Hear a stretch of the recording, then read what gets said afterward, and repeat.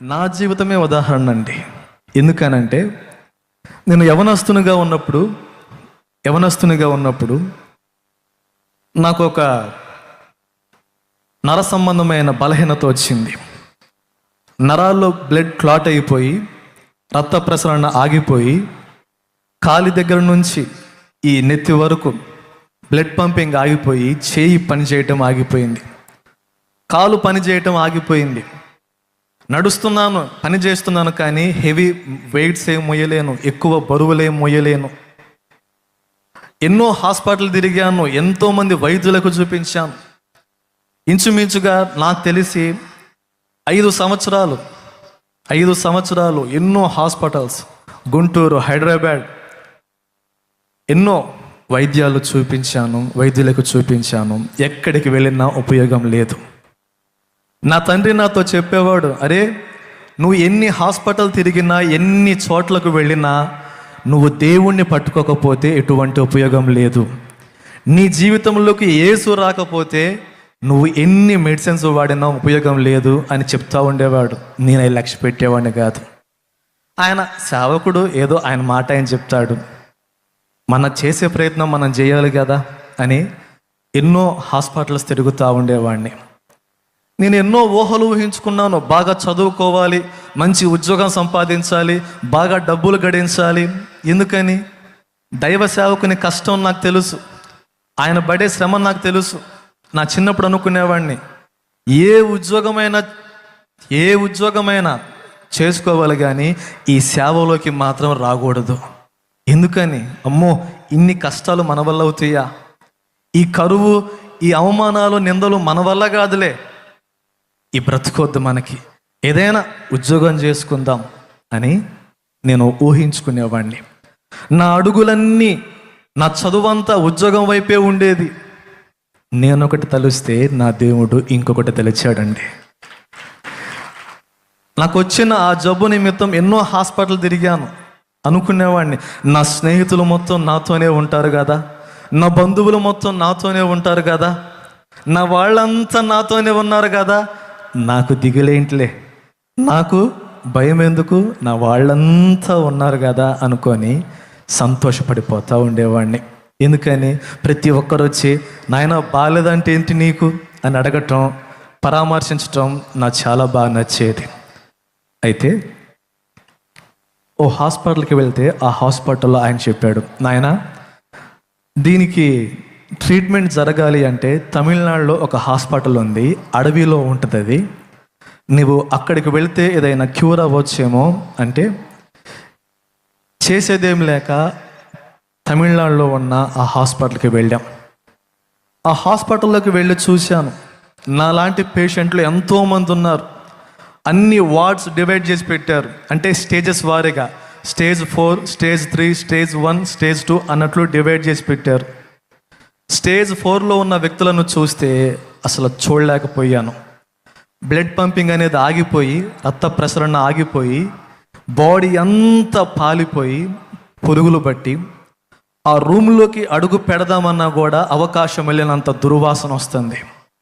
వాళ్ళని చూశాను, చావు కోసం ఎదురు చూస్తూ ఉన్నారు.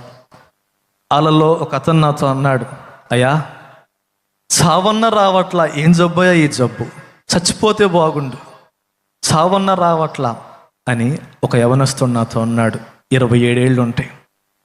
27 ఏళ్ల యవనస్తుడు ఆ మాట నాతో అంటే నా గుండె బరువెక్కిపోయింది. బహుశా నా బ్రతికింతేనేమో, నేను వీళ్ళలో ఒకళ్ళలాగా అయిపోతానేమో. అన్ని వార్డ్స్ చూపించుకుంటా నా వార్డ్ దగ్గర తీసుకొని వచ్చి నన్ను ఒక రూమ్లోకి పంపించారు. ఆ రూమ్లో నేను ఉన్నాను. అప్పుడు దాకా అనుకుంటున్నాను నేను, ఏమని, నా బంధువులు, నా స్నేహితులు, నా తల్లిదండ్రులు, నా వాళ్ళందరూ నాతోనే ఉన్నారు కదా అనుకున్నాను.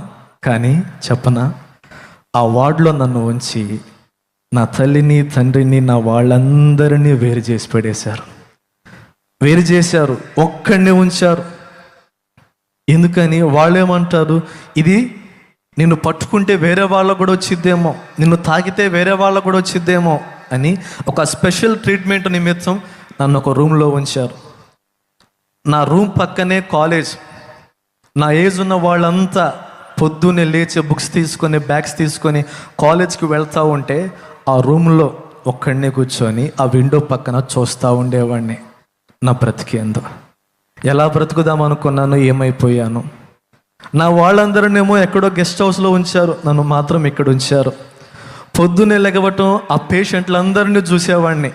వాళ్ళందరూ చావు కోసం చూస్తూ ఉంటారు. నేను స్టేజ్ 1లో ఉన్నా కదా, వాళ్ళందరూ స్టేజ్ 2, 3, 4 వాళ్ళ పక్కన కూర్చుంటే ఆ వచ్చే వాసనకి చాలా ఇబ్బంది పడేవాడిని. అనుకుంటూ ఉండేవాడిని, ఈరోజు ఇట్లున్నా రేపు నేను కూడా అంతే కదా అని ఏడుస్తా, బాధపడతా, లోపల కుమిలిపోతా. ఎంతోమంది వచ్చారు, ఓదార్చారు, ఫోన్ చేశారు, ఏం కాదులే తగ్గిపోయిద్దిలే, మంచి మందులే అని ఎన్నో చెప్పారు. మనసులో మాత్రం కలవరం, దిగులు, వేదన. నాకు ఆ ఒంటరి సమయంలో నా తండ్రి నాతో చెప్పిన మాటలు గుర్తొచ్చినాయి. నా తండ్రి చెప్పాడు, నాయనా ఒకరోజు నేను వెళ్ళిపోతా, మీ అమ్మ వెళ్ళిపోయేది, నీతో ఉన్న వాళ్ళు మొత్తం వెళ్ళిపోతారయ్యా. నువ్వు ఎక్కడ ఉన్నా ఎలా ఉన్నా నీకు తోడుగా ఉండేది యేసు ఒక్కడే. యేసు ఒక్కడే. ఆ యేసును పట్టుకోను ఆయన చాలు, ఆ యేసును నమ్ముకో చాలు, ఆయన చూసుకుంటాను నిన్ను అంటే నాకు గుర్తొచ్చినాయి ఆ మాటలు. ఇంకా ఆ బెడ్ మీదే ఉండి రోజు ఆ పేషెంట్లను చూడటం, నా బ్రతికింతే అయిపోద్దేమో అని కలవరపడుతూ ఉండేవాడిని. అప్పుడు ఆ సమయంలో నేను పడుకున్నాను, నిద్రపోతా ఉన్నా. ఆ నిద్రలో నాకు స్వరం వినిపిస్తుంది, నాకు మాట వినిపిస్తూ ఉంది, నా కుమారుడా, నా కుమారుడా, లేచి ఇర్మియా 31వ అధ్యాయం చదువు, లేచి ఇర్మియా 31వ అధ్యాయం చదువు అనే మాట వినిపిస్తే దేవుడేంటి అసలు ఫస్ట్ సందేహం, నాతో మాట్లాడింది ఎవరబ్బా అని లేచాను. చుట్టూరు ఎవరు లేరు, అంతా అంధకారం, చీకటి, ఎవరు లేరు కదా, మరి నాకు స్వరం వినిపిస్తుంది అని మళ్ళీ పడుకున్నా. మళ్ళీ స్వరం వినిపిస్తుంది, ఇర్మియా 31వ అధ్యాయం చదువు అని. వెంటనే బైబిల్ తీసుకొని ఇర్మియా 31వ అధ్యాయం చదివానండి. నిజంగా ఆ అధ్యాయం చదువుతున్నప్పుడు ఏడుపు వచ్చేస్తుంది, వెక్కి ఏడుస్తున్నాను. ఒక్కసారి ఆ వచనం చూపిస్తాను మీకు. అప్పుడు దాకా ఎన్నో కోటలు కట్టుకున్నా, ఎన్నో ఊహలు ఊహించుకున్నా, అలా బ్రతకాలి ఇలా బ్రతకాలనుకున్నా. ఆ ఒంటరి సమయంలో ఇంకా నాకు చావే శరణ్యం, వాళ్ళలాగా బ్రతకంట కంటే చచ్చిపోవటం బాగుండు కదా అనుకున్న సమయంలో నా దేవుడండి. ఒక్కసారి ఇర్మియా 31వ అధ్యాయము 1వ వచనం నుంచి చదువుతారా దైవజనులు? యెహోవా వాక్కు ఇదే, ఆ కాలమున నేను ఇశ్రాయేలు వంశస్థులకు అందరికీ దేవుడనయుందును, వారు నాకు ప్రజలయ్యుందురు. యెహోవా ఇలాగు సెలవిచ్చుచున్నాడు, ఖడ్గమును తప్పించుకుని వారై జనులు అరణ్యములో దయనొందిరి గనుక ఇశ్రాయేలు విశ్రాంతి నొందునట్లు నేను వెలుదుననుచున్నాడు. చాలా కాలము, ఈ మాట అండి, ఈ మాట నన్ను పట్టుకుంది. చాలా కాలము క్రిందట యెహోవా నాకు ప్రత్యక్షమై ఇట్లనెను, శాశ్వతమైన ప్రేమతో నేను నిన్ను ప్రేమించుచున్నాను గనుక విడువక నీ ఎడల కృప చూపుచున్నాను. దేవునికి మహిమ కలుగునుగాక. ఆ కిందనే ఉంటుంది, నాకు మొరపెట్టుము నేను నీకు ఉత్తరం ఇస్తాను ఆయన. ఆ మాట నన్ను పట్టుకుందండి, ఆ మాట నన్ను పట్టుకుంది. అప్పుడు దాకా నా తండ్రి చెప్పే మాటలు ఏదో ఆయన మాట్లాడుతున్నాడు, నిజంగా దేవుడు మాట్లాడతాడా అనుకునే నాకు ఆ రాత్రి వేళ నా దేవుడు నాతో మాట్లాడాడు, నా దేవుడు నన్ను దర్శించాడు. ఈరోజు ఇన్ని లక్షల ఖర్చు పెట్టుకొని ఈ వాక్యం ప్రకటించేది ఈ దేవుణ్ణి నీ ఇంటికి పంపించడానికే, ఈ రక్షణ ఆనందం నీ ఇంటికి పంపించడానికే. నేను చెప్పనా అండి, ఆయన ఆ మాట మాట్లాడాడు. మరుసటి రోజు డాక్టర్ వచ్చాడు, నన్ను చూశాడు, నా బాడీ అంతా మళ్ళీ రీస్కానింగ్ చేశారు. ఆశ్చర్యం చెప్పనా, స్టేజ్ 1 నుంచి స్టేజ్ 4కి పోవలసిన నన్ను ఆయన చూసి, నాయనా నీకు చిన్న ట్రీట్మెంట్, చిన్న సర్జరీ చేస్తే సరిపోయేది, నీ ఆరోగ్యం మొత్తం మరలా క్యూర్ అయిపోయేది అని చెప్పాడు. దేవునికి మహిమ కలుగునుగాక. నా యేసయ్య గొప్ప దేవుడండి.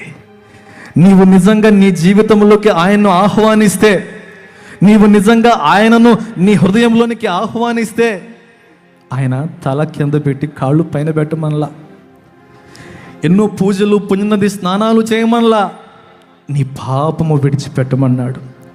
నీ పాపము విడిచిపెట్టి ఆ పాప శాప బంధకాల నుంచి, ఆ నరకము నుంచి బయటకు రావాలనే ఆయన నీ కొరకు నా కొరకు ప్రాణం పెట్టాడండి.